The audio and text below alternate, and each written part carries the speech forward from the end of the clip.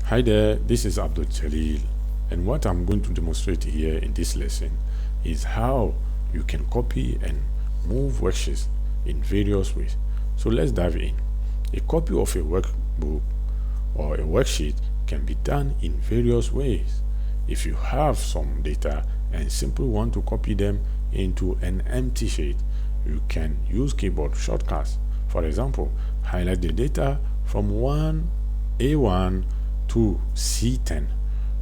Press Ctrl plus C for copy.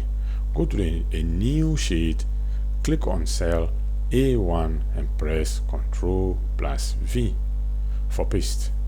Now, there are some formatting problems with this method. Look, for example, the columns. They are narrower than on the first sheet.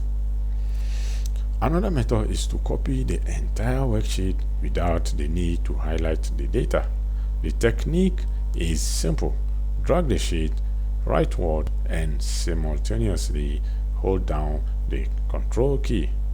Look at the tiny plus sign inside the icon. Leave now the mouse and the Ctrl key, and the sheet is copied without formatting problems. Of course, sometimes you want to copy or move an entire worksheet to a different workbook. Let's make a new workbook with Ctrl plus N. Go back to the first workbook and right-click on the sheet you want to copy. Select the Move or Copy option in the Move or Copy dialog box. Do the following. Check the box Create a Copy. Choose the book you created. Choose a move to the end and done. It takes longer, but it is a method with a different approach. If Excel allows duplicating a sheet within the same workbook by dragging it, why not use this method for copying a sheet to a different workbook? You just need to view both files at the same time. Here is how to open the source and target workbooks. On the View tab in the Windows group, click View Side by Side. This will arrange the two books horizontally in the same source workbook. Click the Sheet tab you would like to copy.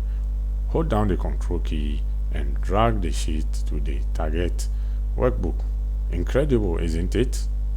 The next time you need to copy information from one Excel file to another, don't copy and paste. Forgettable copying and pasting and dragging sheet.